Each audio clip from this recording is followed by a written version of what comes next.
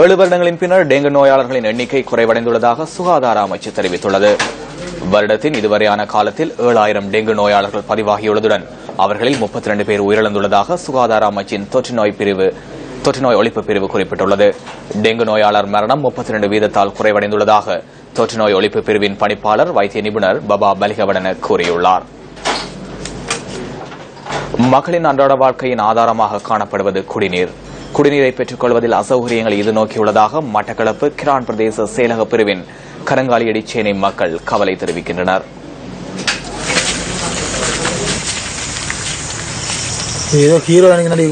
மட்டக்களப்பு கிரான் பிரதேச செயலக பிரிவின் கரங்காலியடி சேனை கிராமமே இது. யுத்தத்தினால் அதிக பாதிப்புகளை சந்தித்த இந்த பகுதி மக்கள் வீடுகள் நிர்மாணித்துக் கொடுக்கப்பட்டு மீள்குடியேற்றம் செய்யப்பட்டனர். எனினும் அடிப்படை தேவையான குடிநீரை பெறுவதில் மிகுந்த சிரமத்தை எதிர்நோக்கியுள்ளதாக இந்த பகுதி மக்கள் குறிப்பிடுகின்றனர். கருங்காலி சென்னையிலே பிறந்து வளர்ந்து பாடசாலைக்கெல்லாம் போய் தண்ணி இல்லாமல் நாங்கள் எங்களோட மெயின் பிரச்சனை தண்ணி தான். இந்த தண்ணி இல்லாமல் நாங்கள் மிகவும் கஷ்டப்பட்டு கொண்டிருக்கோம். கிணறு கட்டி தந்துருக்காங்க. அந்த கிணத்துக்குள்ளே இருக்கிற தண்ணியை எங்களுக்கு பயன்படுத்தி கொள்ளலாம். அது இன்னொரு 2 மாதத்தால் அந்த தண்ணியும் கோடை வத்தி போயிடும். பிறகு இந்த கக்கூசு கட்டி தந்துருக்காங்க. அதே மாதிரி சும்மா பிட்ட மூடி விட்டுருக்காங்க. அதை எங்களை பாவிக்கல. எங்களால் பாவிச்சாலும் அது சைட்டால் இடிஞ்சு விடுது. இதனால் இந்த வசதிகளை இப்போ புதிய அரசாங்கம் எல்லாம் வந்துருக்கு.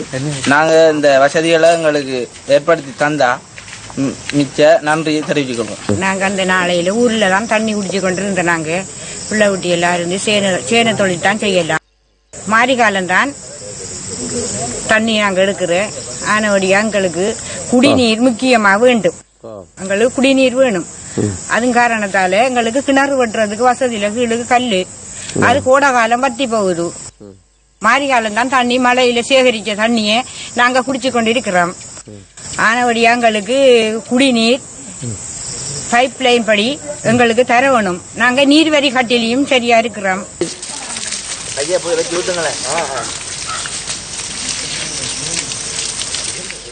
பொது கிணறு ஒன்று காணப்படுகின்ற போதிலும் அதிலிருந்து கிடைக்கும் நீரை பருக முடியாதுள்ளதாகவும் மக்கள் சுட்டிக்காட்டுகின்றனர்.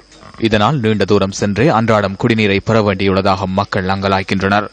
குழாய் திட்டம் ஒன்றை ஏற்படுத்தி குடிநீரை பெற்றுத்தர நடவடிக்கை எடுக்குமாறு பிரதேச மக்கள் கோரிக்கை விடுக்கின்றனர்.